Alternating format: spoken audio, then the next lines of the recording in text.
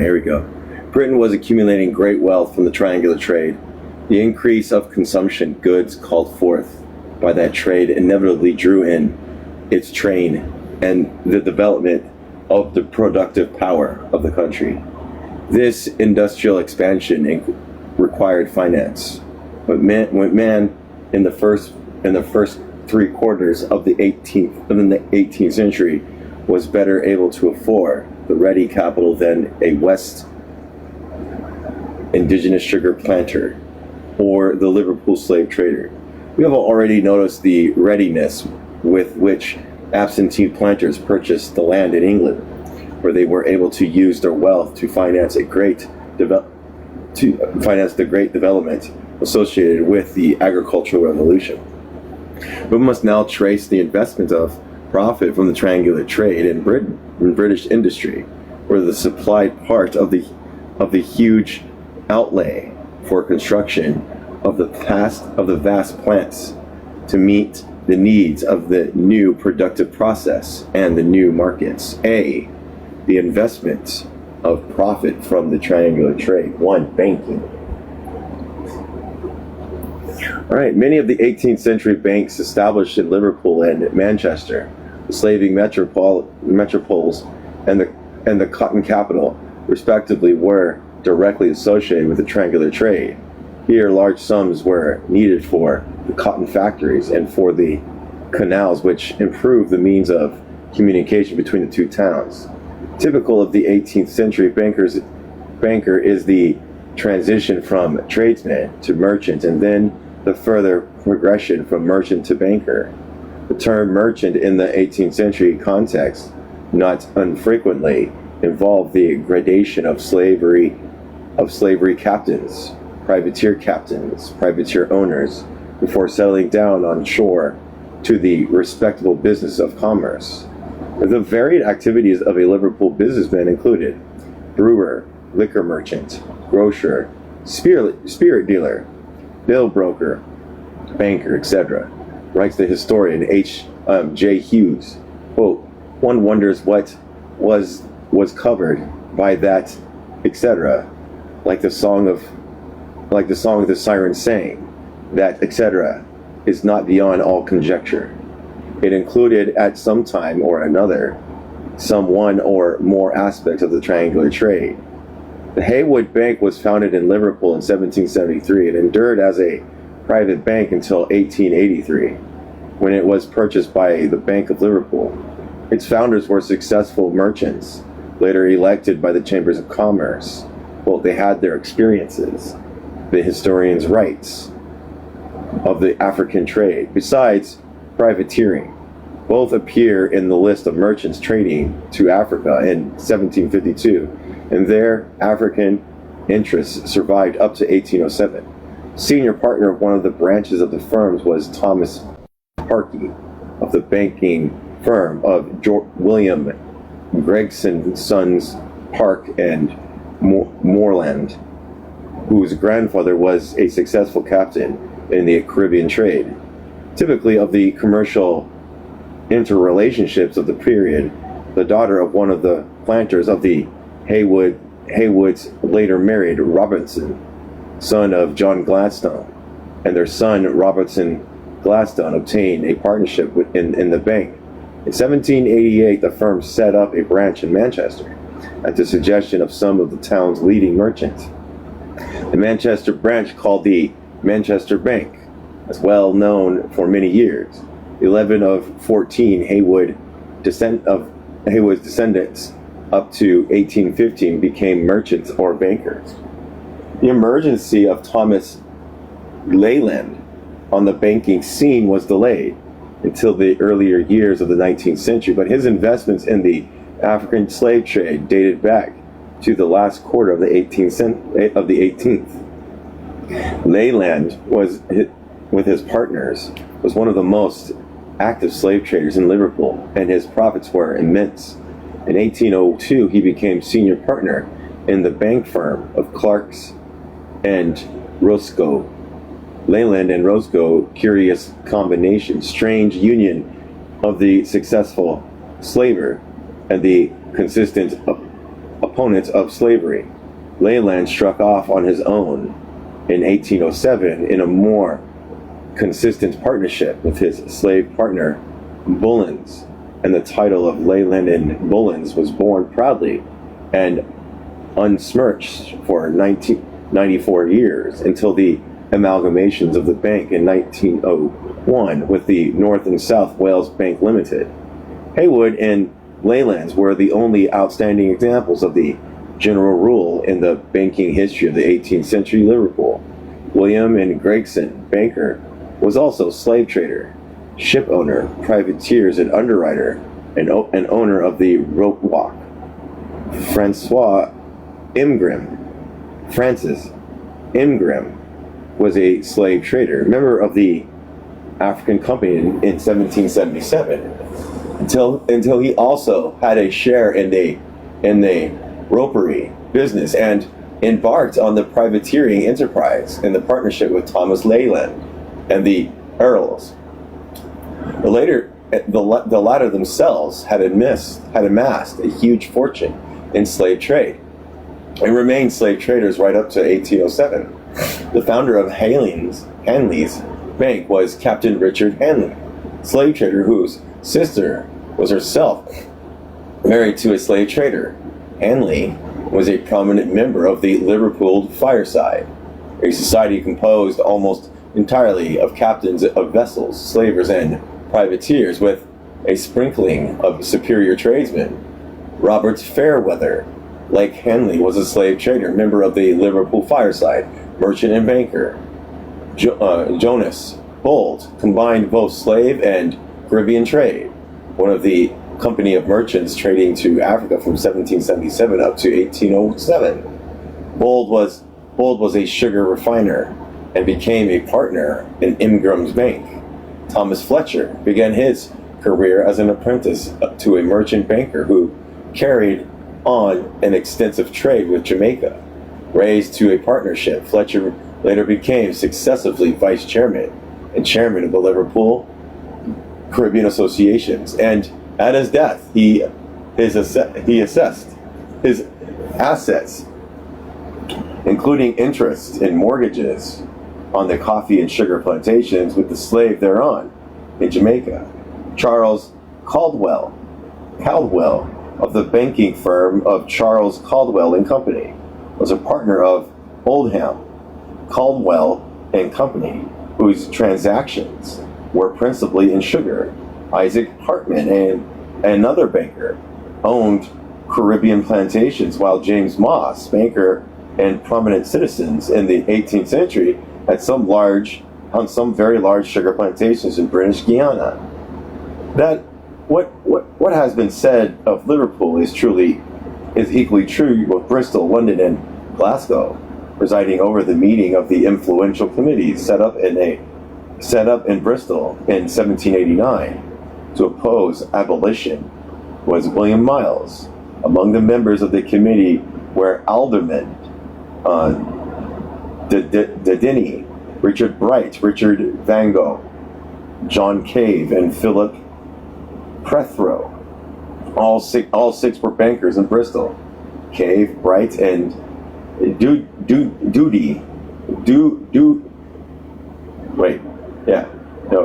Dubinian were partners in the new bank established in 1786.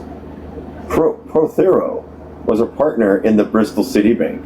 William Miles bought a leading partnership in the old banking house of Vango Barker and Company. Two of his sons were mentioned in 1794. The Miles Bank, as it was appropriately called, had a lengthy and prosperous career. For London, only one name need be mentioned, when the name is Barclay. Two members of the Quaker family, David and Alexander, were engaged in the slave trade in 1756. David began his career in American and Caribbean commerce and became one of the most influential merchants of his day. His father's house in Cheapside was one of the finest in the city of London and was often visited by royalty. He was not merely a slave trader, but actually owner owned a great plantation in Jamaica where we are told he freed his slaves and lived to find that, quote, the black skin enclosed heart full of gratitude and minds as capable of improving our as the proudest white, end quote. Barclay married into the banking family of Gurney and Framee, like so many other intermarriages in other branches of industry, which kept Quaker wealthy in Quaker hands. From the combination sprang Barclays Bank, whose expansion and progress are beyond the scope of this study. The rise of banking in Glasgow was ultimately connected with the triangular trade. The first regular bank became business in 1750, known as the Shipping Bank. One of the original partners was Andrew Buchanan,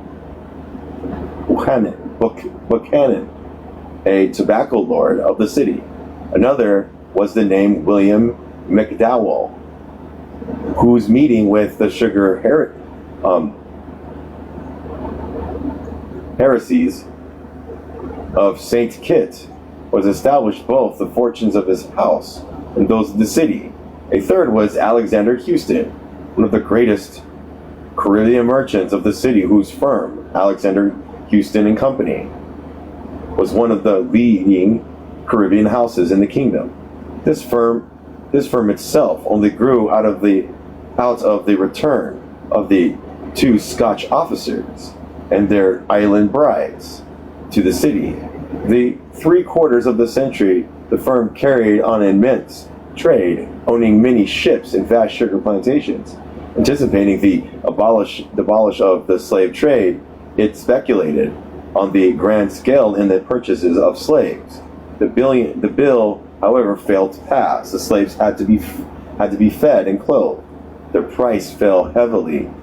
Disease carried them off by the hundreds, and the firm consequently crashed in 1795, and this was the greatest financial disaster Glasgow had ever seen. The success of the ship bank stimulated the formation of other banks.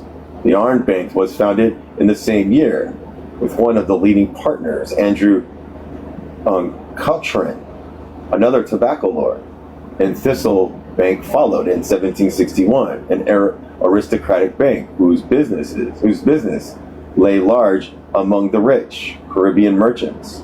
One of the chief partners was John Glassford, who carried on business on a large scale. At one time, he owned 25 ships and their cargoes on the sea in his annual turnover, with more than £500,000 sterling. Who's in here? I don't have any coins. Do you have any coins? Oh, it's DA. I don't know who that is, but I don't have coins there. Heavy industry, number 2. Google is free. What am I Googling? What did I say I'm Googling? Apparently the book. I guess I'm Googling Google. I guess I'm Googling Google.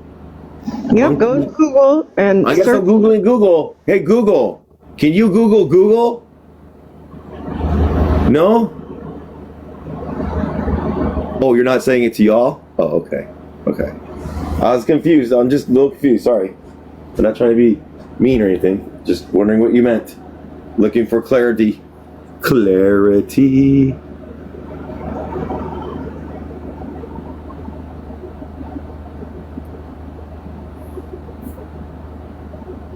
figure out who they're talking to.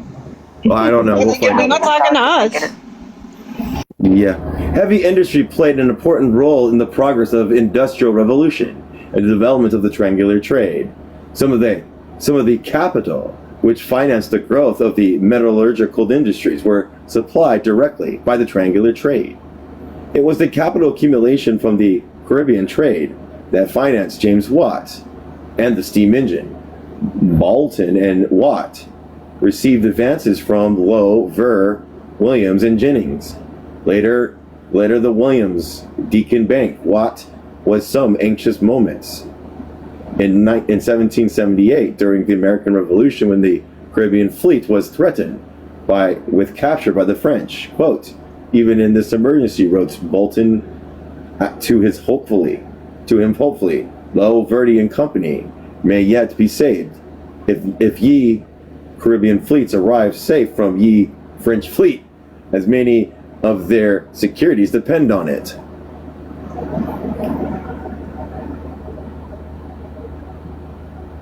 Oh, okay. The bank pulled through, and the precious invention was safe.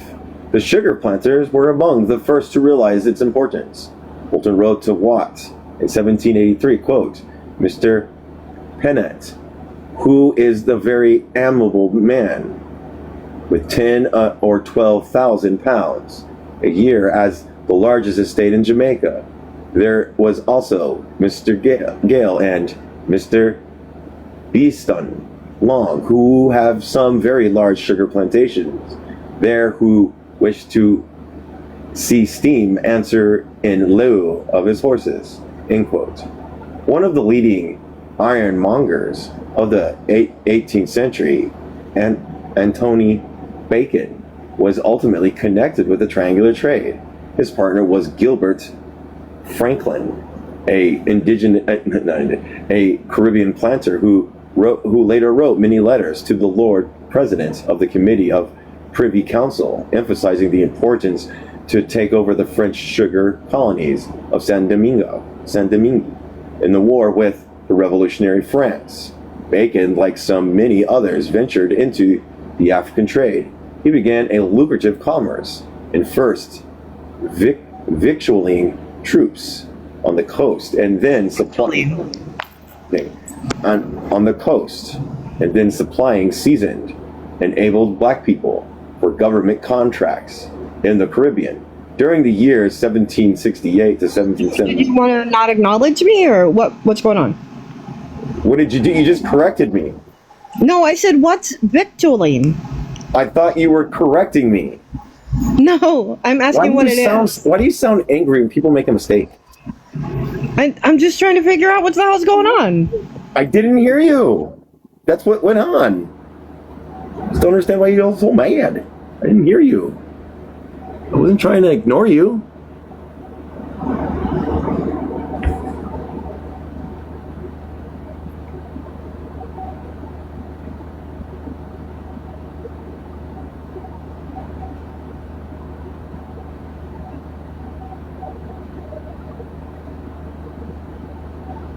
Victualling. The act or business of supplying food or other essentials, provisions usually for a ship, a military force, or a long journey. I thought you were correcting me. That's why I didn't stop. I kept going. Okay, we're good. No, I was trying to figure out what that word meant. And you just sounded upset. During the years 1768 and 1776, we received almost 67,000 pounds under this letterhead. In 1765, he set up his iron works in Mithro Tyfield, which expanded rapidly owing to government contracts during the American War in 1776. He set up another finance in Cyfathra. The iron ore for his furnace was exported from Whitehaven, and as early as 1740, Bacon took a part in improving its harbor. Bacon made a fortune out of his artillery contracts with the British government. He retired in 1782, having acquired a veritable mineral kingdom. His iron works at Safarthia was leased to Crenshaw, reserving for himself a clear Antonti. I don't know that word. Annuity? What? Is the word annuity? You're not paying attention? I am paying attention, but I lost my spot, and I think the word you're on is annuity. Well, you seem like you know where I'm at. Look, Drew. Huh. Interesting. Annuity. Oh, you knew where I was at. Annuity is a financial contract between you and the insurance company. You pay in money, and the company pays a steady stream of income back to you on a regular scheduled of 10,000 pounds And out of Cyferthia, can't say that, and Crenshaw himself made a fortune. He sold Pydarin and Homfray, the man who perfected the puddling process. Dalhousie went to Lewis, and the Plymouth work to Hill. The ordnance contract had already been transferred to Coran, Roebuck's successor. No wonder that it was stated that Bacon considered himself as, quote, moving in a superior orbit. William Beckford became the master ironmonger in 1753, part of the capital supply for the Thurincliffe ironworks, begun in 1792, came from the razor mark, Henry Longden, who received a bequest of some £15,000 from the wealthy uncle of Caribbean merchants of Sheffield. Number 3, insurance. Oh my God, but 40% of Jewish people own slaves. Jesus Christ. Did you know 2.2% of whites own slaves? I guess you're getting locked. They own the majority of the slaves. That never gets brought up. Insurance. In the 18th century, when the slave trade was the most valuable trade of the Caribbean, properly among the most valuable property in the British Empire, the triangular trade occupied the important position in the eyes of the rising insurance companies. In the earlier years, when Lloyd was a coffee house and nothing more, many advertisements in the London Gazette about runaway slaves listed Lloyd's as a place where they should be returned. The earliest extant advertisement referred to Lloyd's. Date 1692, deals with the sales of 3 ships by auction. The ships were clearly for Barbados and Virginia. The only project listed at Lloyd's in the bubbles of 1720 concerned trade of Barbary and Africa. Relton, the historian of fire insurance, states that insurance against fires in the Caribbean had been done by Lloyd's from a very early date. Lloyd's, like other insurance companies, insured slaves and slave ships, and was virtually interested in legal discussions as to what constitutes, quote, natural death and perilous of the sea.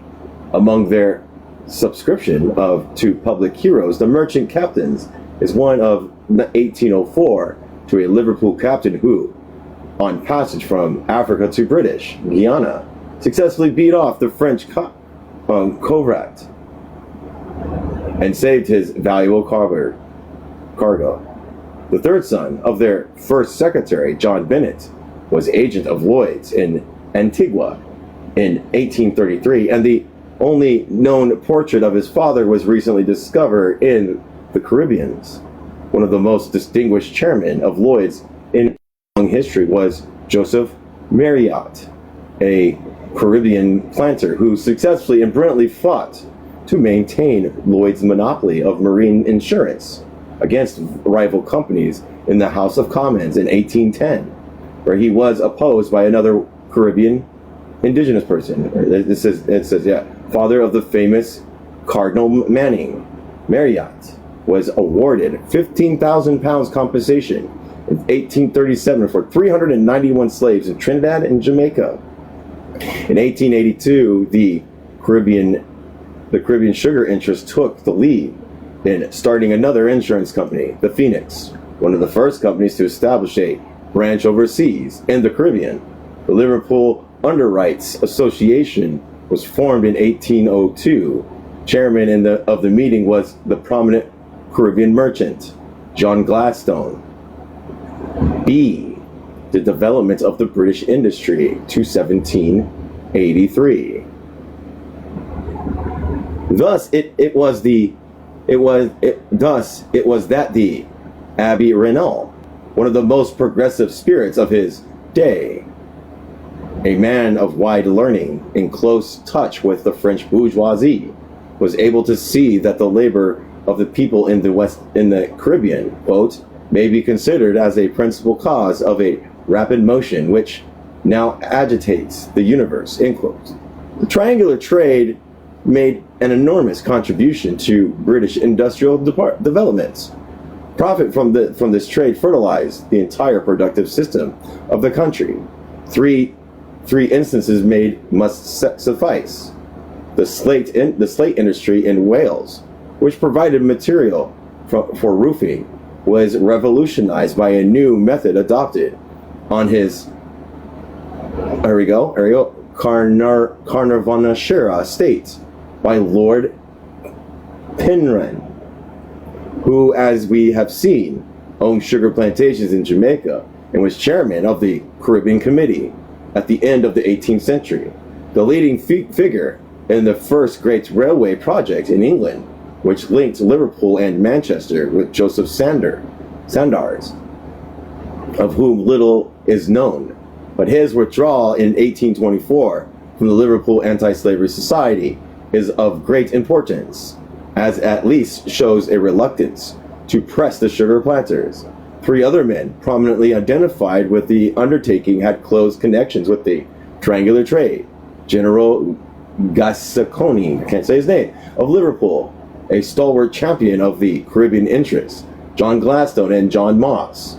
The Bristol Caribbean interest also played a prominent part in the construction of the Great Western Railway. But it must not be inferred that the triangular trade was solely and entirely responsible for the economic development. The growth of the internal market in England, the plowing in of the profits from the industry to generate still further capital and achieve still great expansions played a large part. But this industrial development, stimulated by mercantilism, later outgrew mercantilism and destroyed it. In 1783, the shape of things to come was clearly visible. The steam engine's potentialities were not an academic question. 66 engines were in operations, 2/3 of these in mines and foundries. Improved methods of coal mining combining with the influence of steam, resulting in a great expansion of the iron industry. Production increased 4 times between 1740 and 1788. The number of furnaces rose by 1/2. The iron bridge and the iron railroad had appeared. The Carron Works had been founded, and Wilkinson was already famous as, quote, the father of the iron trade, end quote. Cotton, the queen of the Industrial Revolution, responded rapidly to new inventions, unhampered as it was by the tradition of guild restrictions, which impeded to its older rival, wool. Laissez-faire became a practice in the new industry long before it penetrated the textbooks as orthodox economic theory. The spinning jet, the water frame, the mule revolutionized the industry, which as a result showed a continuous upward trend. Between 1700 and 1780, imports of raw cotton increased more than 3 times. Export of cotton goods 15 times. Population of Manchester increased by nearly 1/2 between 1757 and 1773. The number engaged in the cotton industry quadrupled between 1750 and 1785. Not only heavy industry, cotton too, and 2 industries that were to dominate the period 1783 to 1850 was gathering strength for the assault on this system of monopoly, which had for so long been deemed essential to the existence and prosperity of both. The entire economy of England was stimulated by this benefit breathed of increased production. The output of the Staffordshire potteries increased 5-fold in value between 1725 and 1770. The tonnage of shipping leaving English ports more than doubled between 1700 and 1700.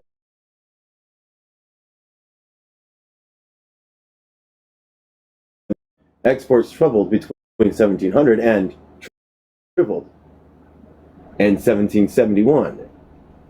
English industries in 1783 was like Gulliver, tied down by the lumpenpaten restriction of mercantilism.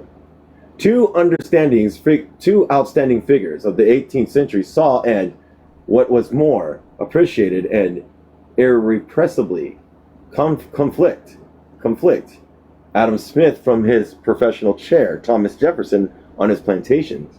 Adam Smith denounced the folly and injustice which had first directed the project of establishing colonies in the New World.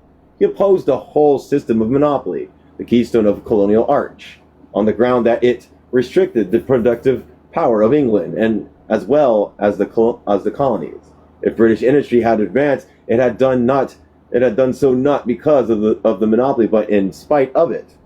The monopoly represented nothing but the sacrifice of general goods to the interest of a few, the sacrifice of the interest of the home consumer to that of the colonial producer.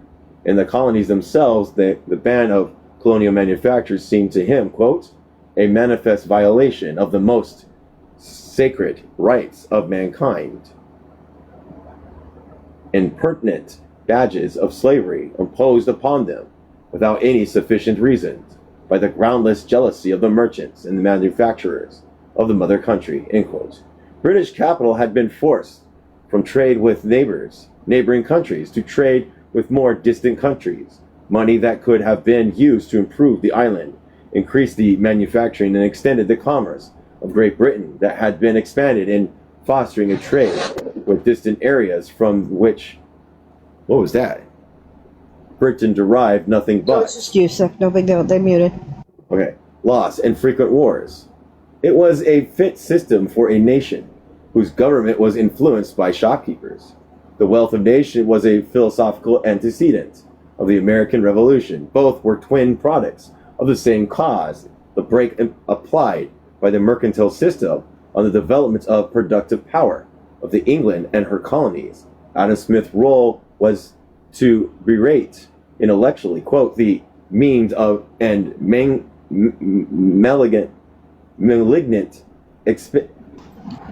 expendence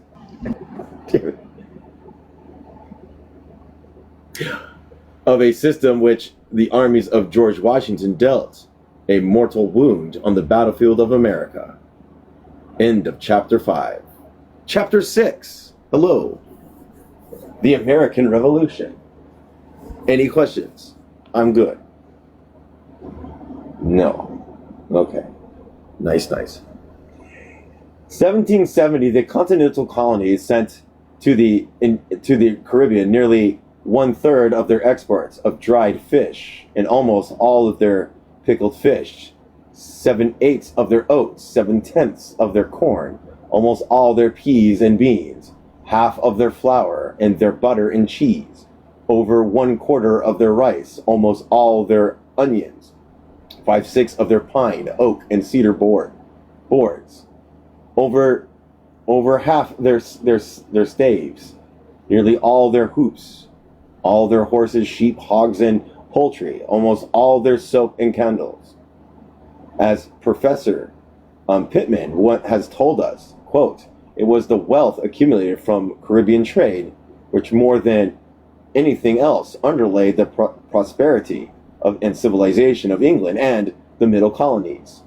But the imperial scheme of the 18th century, the mainland colony ran a bad second. Sugar was king, and the Caribbean islands the sugar bowl of Europe.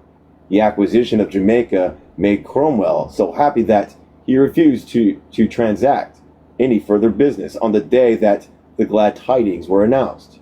He would have taken a week holiday if he had captured Hispaniola, the French part of which Saint-Domingue later became the pearl of the Antilles and the bane of the British planters. Barbados was the fair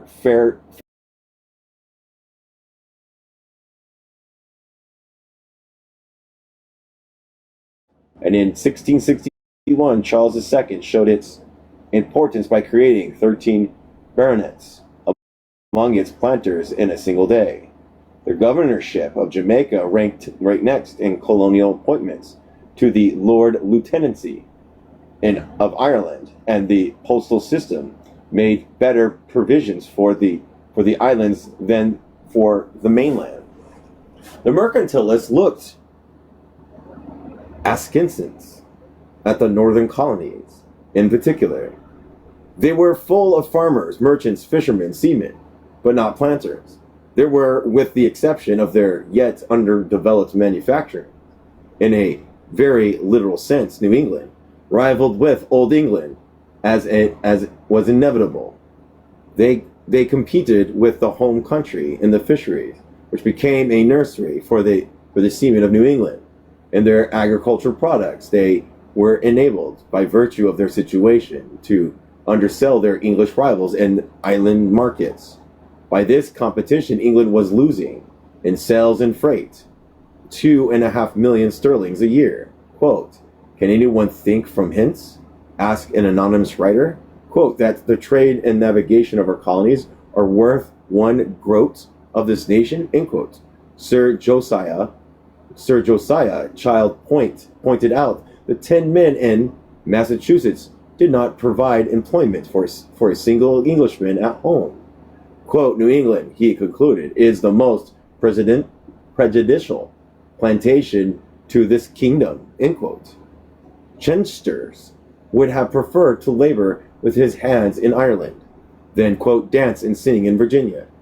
Patty said bluntly that the inhabitants of New England should be repatriated or sent to Ireland. 4 separate efforts were made to persuade the New Englanders to remove to the Bahamas, to Trinidad, to Maryland, and to Virginia. Cromwell looked on New England only with an eye of pity, as poor, cold, and useless, end quote. Orders of the Council of State were sent in 1655 to the governor of the inhabitants, holding out tempting offers to go to Jamaica, quote, to enlighten those parts by people who know and fear the Lord, and that those of New England driven from the land of their nativity into that desert and barren wilderness for conscience sakes may remove to the land of plenty, end quote. These views were too extreme, and the northern colonies were squeezed out of the provision trade. They would be unable to pay for British manufacture, the export of which was more valuable to England than the export of agriculture commodities, of salted meat. That was much worse. The colonialists might thereby be tempted to develop their own industries. Better then, Davenant included that they should have the food trade, for the Caribbean colonies needed food. If they were to concentrate on the sugar to which the economic specialization of the mercantile epoch confined them, they had no back country where staples could not be raised, and their cash crops was too profitable for them to afford the luxury to divert land and labor to cattle grazing and food crops. Quote, men are so intent upon planting sugar, end quote. A correspondent wrote to Governor Winthrop in 1647 about the Caribbean islands, that they had rather buy foodie at very dire rates than produce it by labor so infinite in the profit of sugar works after once accomplished. The tradition was thereby established by which sugar became, quote, the wheat or bread of the Caribbeans. Only the possession of the mainland colonies permitted this sugar monopoly in the Caribbean soil to subsist a colonial in the colony in America, wrote Abby Rinnell. It is necessary to cultivate a province in Europe. Britain voluntarily abdicated this privilege as the lesser of the two evils to the mainland colonists. Mercantilism was ultimately destroyed as a bad system, but it is absurd not to recognize that it was a system that there was method in its badness. Thus, in the North American colonies, come to have a recognized place in imperial economy as purveyors of the supply needed by the sugar planters and their slaves, and the New Englanders came to be regarded as the Dutchmen of America. The mixed husbandry of the northern and middle colonies, supplemented the specialized agriculture of the Caribbean, as in the 19th century it fed the cotton and rice regions of American South. As early as 1650, the New England colonies were feeding their elder sisters, Virginia and Barbados. Winthrop assigned the credit of Providence to Providence, but mercantilism had much to do with the arrangement.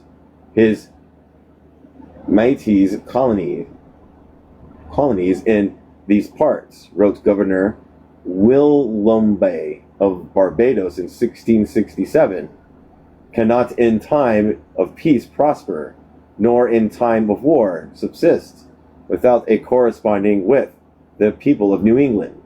Not only food, but horses to supply the motive powers of the thread mills used in sugar manufacture, and lumber for buildings were the articles most in demand in the island.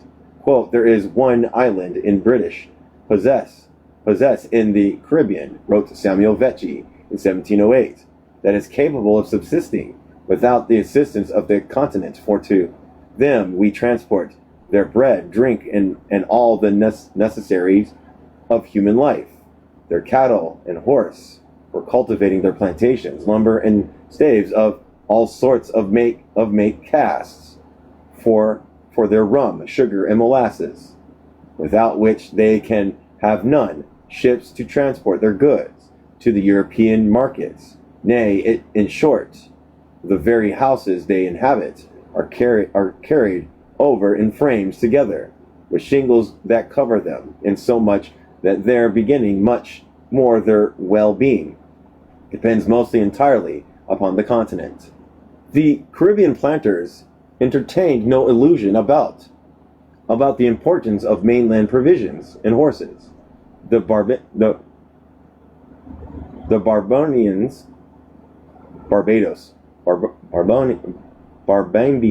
I can't say it, wrote a Boston Factor in 1674, are, quote, all sensible of the great prejudice which all accrue to them, oh my gosh, if they lose the benefit of those two commodities, which are valuable, venable, in no part of ye world but New England and Virginia. See, they utilize different words because they do that old shit, English shit. I don't know who DA is this one. Thoughts on mixed economy. Still allows for a contradiction. You blocked him. Why? He just asked for what a mixed economy. I need to look up. He's been just talking about capitalism and how great it is for like 20 minutes. Oh. I don't know if that's worth a block, but okay. So well, what? he refused to accept my wall, so then he gets a block. He said slavery was good. Did he?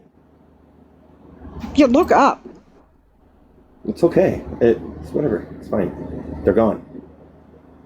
This was deliberately... Oh, wait. Yeah, okay. This was deliberate policy on the part of statesmen in England and the planters in the colonies. Many of the articles exported by New England to the island could have been produced in the islands themselves. But as a Jamaican planter asked, quote, if this island were able to maintain itself with diet and other necessaries, that would become the New England trade, end quote. The answer is that without the sugar islands, the mainland colonies would have received a serious setback. They became, quote, the key to the Indies, end quote, without which the islands would have been unable to feed themselves except by a diversion of profitable sugar land to food crops, to the determinant not only of New England farmers, but British shipping, British sugar refining, and the customs revenue, glory and grandeur of England. In 1698, Parliament rejected the proposal to prohibit the export of corn, meal, flour, bread, and biscuits from the England and to sugar islands. The prohibition, quote, may put the inhabitants there upon planting provisions themselves instead of sugarcane, cotton, ginger, and indigo, which will be greatly prejudicial to England in the respect of its navigation and riches.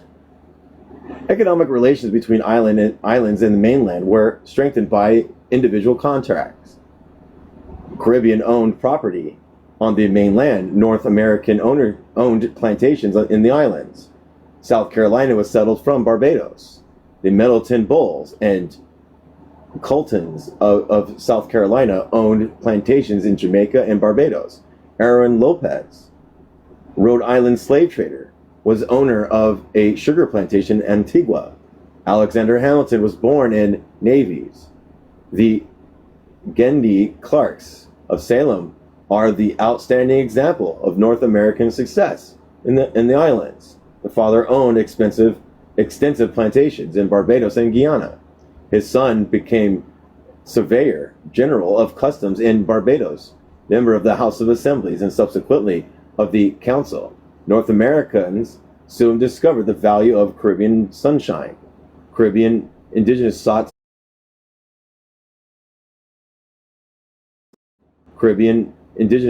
in North America the recovery of broken constitution. Quote, I would advise Adam Chart, wrote an American to the Friends of Philadelphia, to begin another house directly and call it the Barbados Hotel, putting up for the sign, the worn out Caribbean, dying of the dropsy from intemperate living. I always mess these ones up. Heiresses. It is said were as desirable in North America as they were in England. In exchange for their provisions, the mainland colonists took Caribbean sugar, rum, and molasses in such quantities that as early as 1676, the English merchants complained that New England was becoming the great market and staple of colonial produce. It was a mutual interdependence between the two units, the maintenance of harmony, imperatively demanding two things. Island production of sugar and molasses must be sufficient to satisfy mainland consumption. Island consumption of mainland staples must keep pace with the mainland production. At best, this would have been difficult because of the relative size of the two interdependent areas, but the impeding conflict could have been postponed in one or two ways, or both. In the first place, the British sugar planters could have extended their cultivation. More land would have required more slaves, who would have produced more sugar and called for greater supplies of food. Jamaica have done this more easily than Barbados, which in the 18th century was already suffering from the inevitable consequences of slave labor and quickly extraction of profit from the soil. There was fresh land in abundance in Jamaica.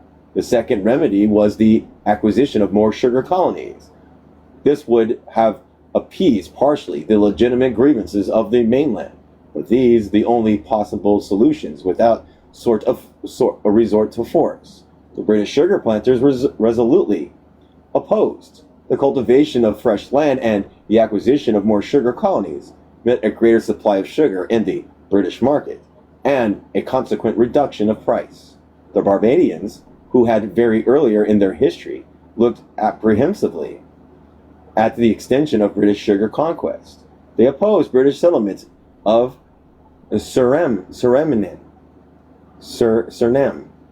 They resented the drain of their white servants to the Leeward Island, and when asked by the governor of Jamaica to contribute to an expedition to put down piracy in the Leeward Islands, they replied that they would not spend 20 shillings to save Leeward Islands and Jamaica.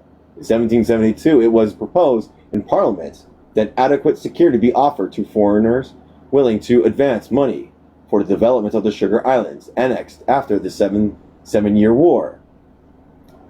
The proposal was warmly opposed as a unpolitic innovation by the Caribbean planters.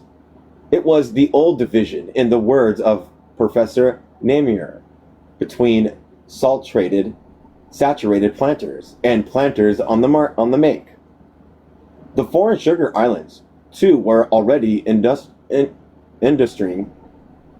illustrating the laws of slave production, less exhausted than longer settled English islands.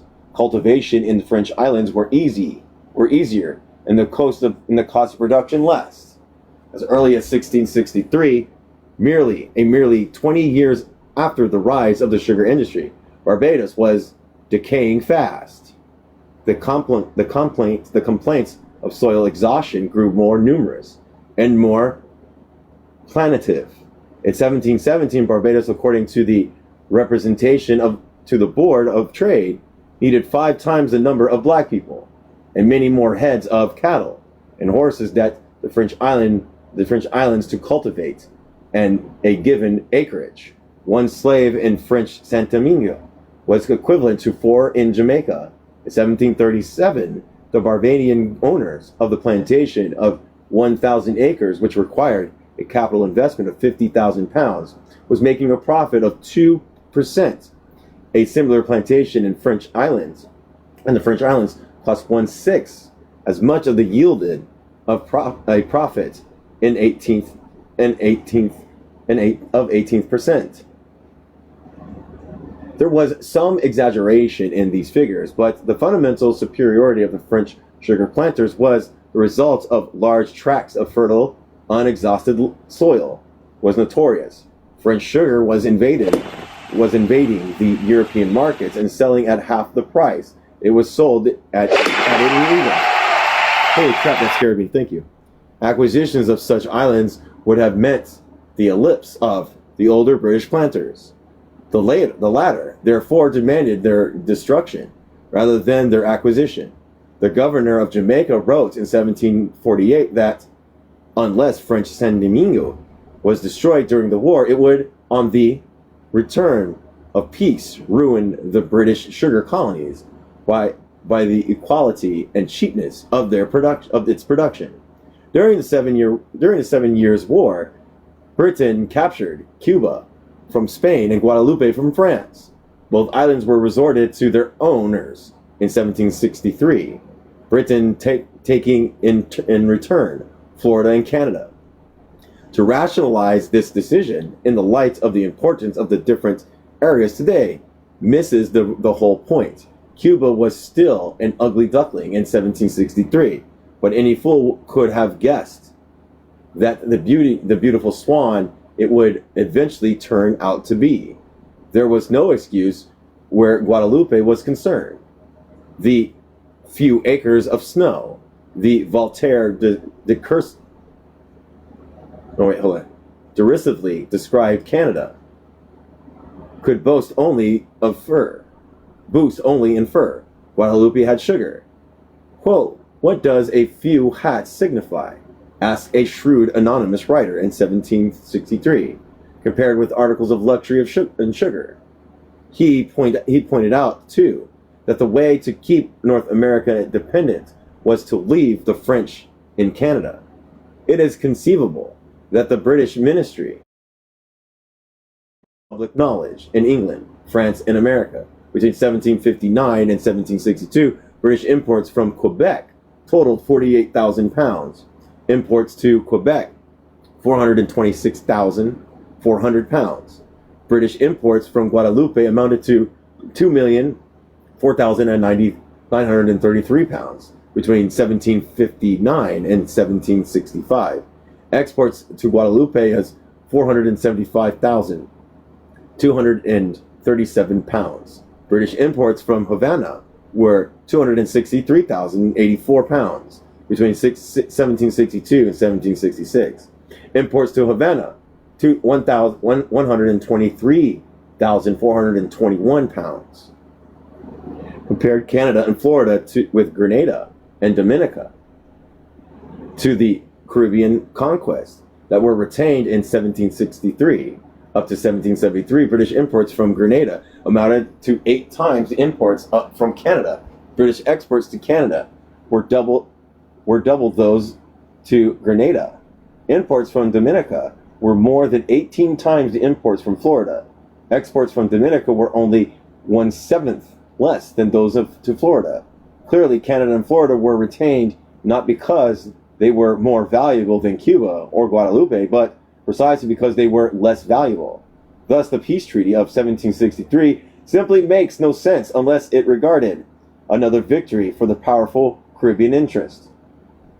It provided ultimately to be a Pyrrhic victory, but in 1763 it was nonetheless a victory. The two most strenuous advocates of the return of Guadalupe were two West Caribbean planters, Beckford and Fuller. The Beckford influence with catechism was notorious. Thus, Guadalupe, one of the greatest acquisitions Britain ever made, acquired many powerful enemies from private views and has nothing to plead but her public utility, an advantage often found to feeble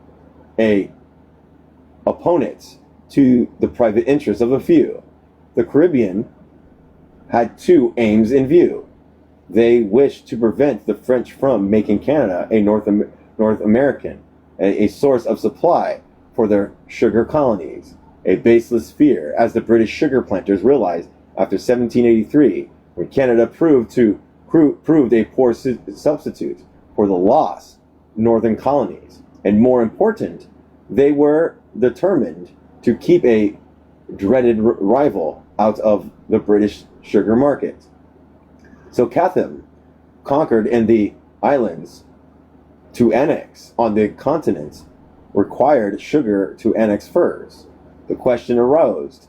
Great controversy in England, and Chatham once asked whether he should be hanged for returning Canada or returning Guadalupe. If there was any hanging to be done, Beckford had the best claim. It all amounted to this: the whole empire was to be browbeaten into paying tribute to the sugar planters and accepting sugar at the monopoly price, because it was Britain's grown. It was British grown. The mainland colonists turned naturally, if unpatriotically, to the foreign trade colonies, forgetting all ties of duty to His Majesty. So ran a petition of London merchants in 1750, the interests of their mother country and the reverence due to its laws. The mainland colonists saw only the increased trade was demanded by their increased production. If they could not trade with foreign sugar colonies, become British, they would trade with those colonies outside of the imperial framework, even in wartime. Their existence was at stake. The tug of war between islands and the mainland had begun, and thereafter the Caribbean and North Americans were always jarring. Naturally, the mainland colonists did not boycott the British sugar islands. It would have been cutting off his own nose to spite the sugar planter's face. Instead, the mainland continued to supply the British islands, but in return they insisted on cash, which drained the islands of species and raised the scepter of inflation. In 1753, the total value of the trade between northern colonies and Jamaica was estimated at 75,000 pounds sterling. The northern colonists took in return products to the value of 25,000 pounds. The rest was carried away in cash.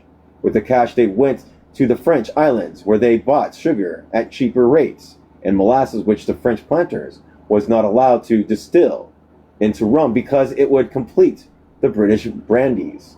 It would compete with the British brandies. The British sugar planters lost a market for their sugar and rum. Their French rivals stole this market from them, while in addition they received the supply they needed to enable them to compete on more advantageous terms with the British. This complicated triangular trade of the mainland was a complete violation of the British imperial schema. The sugar planters thought it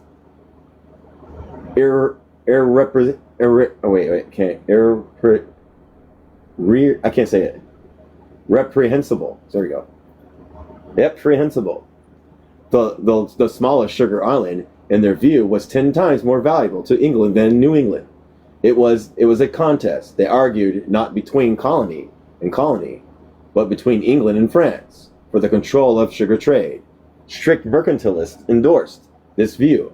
The French government, it was alleged, not only connived at the trade, but encouraged it in order to depress the British sugar colonies. Let me see something here. 124, 124, 124, 124. No, I can stop there. 124. Okay, 24. Okay, 124. I'm just looking ahead, see what I got. 124. Okay. Post called it a lutitious and pernicious commerce, and was quick to see that it had, quote, too much contributed to the loosened and dependency of our colonies upon their mother country, and have produced such connections of interest between them and those of France as have attended to alienate them from Great Britain, and to make it too indifferent to them whether they were under a French or a British government. Chatham echoed Post's. It was, quote, an illegal and most pernicious trade, fictitious practice, so utterly subversive of all laws and so highly repugnant to the well-being of his kingdom, end quote. It is not clear, however, why this American trade should have been singled out for condemnation. It was no different from the trade carried from Jamaica with the Spanish colonies, by which such much Spanish colonial sugar was smuggled into England as the British colonial produce. The North American policy of supplying the French planters with provision was at least no more reprehensible than the English policy of supplying them with slaves. The mainland colonists countered the, quote, the one great end always aimed at by the sugar planters was that they may raise what further prices they shall think fit upon their fellow subjects, more especially those in North America, for the necessary of life. It was absurd for the planters to attempt to maintain monopoly prices in England when the laws of supply and demand were operated all over Europe to reduce the price of sugar in response to the increasing supply. It would be as sensible for them to pray for the Act of Parliament to enable them to wash their back moors white. These overgrown Caribbeans who were pleading distress and throwing themselves at the mercy of Parliament were not poor and indignant. They were wealthy planters who wished to roll in their gilded equipages through the street of London at the expense of the North Americans. That would we say to a man who should ask for charity in the embroiderer coat. In the interest of the mainland colonies, as well as those of England consumers, were to be sacrificed to a handful of pampered sugar barons in tiny Barbados. Then it would be better if that island were sunk in the sea. It appeared to me, wrote John Dickinson, no paradox to say that the public would be as great a gainer if estates were, in the Caribbeans, were so moderate that not a tenth part of the Caribbean gentlemen would now sit in the House of Commons, could obtain that frequently expensive honor. Pennsylvania producers a curious argument.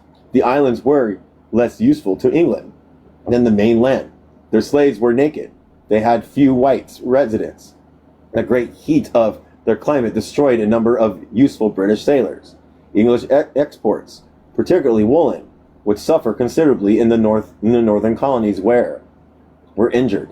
The British Caribbean could neither consume all the produce of New England nor provide supplies of molasses at sufficiently low rates for the northern colonies.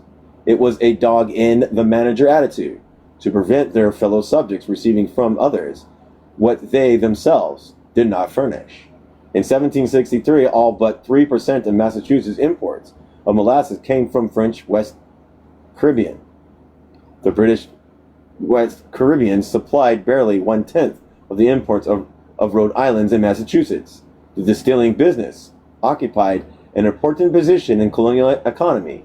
Massachusetts had 60 distilleries in 1763, Rhode Island 30. In addition, it was only by this trade with the French Caribbean that Rhode Island was able to make remittance to England of 40,000 pounds a year. Okay. Without this trade, the colony protested. It would have been, and always will be, utterly impossible for the inhabitants of this colony to subsist themselves, or to pay for any considerable quantity of British goods. The more trade they had with the foreign colonies, pleaded Colden, the greater would be their consumption of British manufacturers. If any argument could soften the mercantilist heart, that was the one. It was the plea of an important mercantilist, William Wood, writing as early as 1718.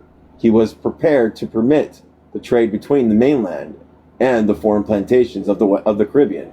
He argued that by this trade, English manufactures would be smuggled into the French islands, and in return, the North Americans might not get gold and silver, but they would get what was just as valuable, the products of those countries. Quote, this may not perhaps be relished by our planters, but if they will not allow it to be for their interests in particular, I am sure they can't dispute its being for the interests of Great Britain in general. For by these means, we render foreign colonies and plantations to be, in effect, the colonies and plantations of Great Britain, end quote. The trade would increase shipping and seamen. It would increase the supply of colonial produce for re-export by England. One condition only must be respected. In return for their supplies, the Americans must not take foreign manufacturers. This was a curious argument for the mercantilists, and it anticipated the policy of the 19th century. In many respects, it would have antagonized the sugar planters, but it would have retained the allegiance of the mainland. But it was rank heresy against the mercantilist faith. The friend of the mainland pleaded instead for caution. They ought not, said, oh my gosh, this person's name, we'll call him Thorpe, to encourage to raise one colony upon the destruction or determinant of another. If the relief or encouragement asked for by the planters appeared to be an injury to the empire as a whole, or if it appeared that it would do more harm to other parts of the empire than good to the Caribbean, the relief should be refused. Sir John Barnard warned that not the whole army to excise officers could prevent the smuggling of a commodity essential to mainland prosperity. Hathcote cautioned that to prohibit the trade would be to encourage the French to develop Canada. Parliament remained loyal to King Sugar and the Caribbean interest. It was laid down as a fundamental that the island were the only useful colony we had, and that the continent was rather nuisance. The Molasses Act of 1733 was a triumph for the sugar planters. It prohibited American exports to the foreign islands and imposed high duties of foreign sugar and molasses. It was Pittman writes, quote, a challenge to the future progress of the whole region from Portland to Baltimore. It was one thing, however, to pass the act, another thing to enforce it. As James Otis boasted, not even the King of England, encamped on Boston Common at the head of 20,000 men, could have enforced obedience to the act. Lawlessness was erected into a cardinal virtue of American economic practice, and the costume officers made a lucrative job of shutting their eyes, or at least of opening them no further than their private interests required. As the Pennsylvania petition in 1751 put it, every community may afford a few bad men, end quote. The Sugar Duties Act of 1764 repeated the injunction of the former measure to discourage smuggling. However, the duties were lowered, but there were to be collected. The act caused in in the words of Governor Bernard, a greater alarm in America than did the capture of Fort William Henry in 1757. It has been rightly said that it was a great blow to the rise of colonial consciousness than the Stamp Act. North America began to chafe under the convincing and under the inconvenience of being British subjects. The attempt to render the act effective and stamp out smuggled led directly to American Revolution. It was this that John Adams had in mind when he stated that he did not know why the Americans, quote, should blush to confess that molasses was an essential ingredient in American independence. I might stop here. I'm starting to wear down on my reading. Let me look, 126.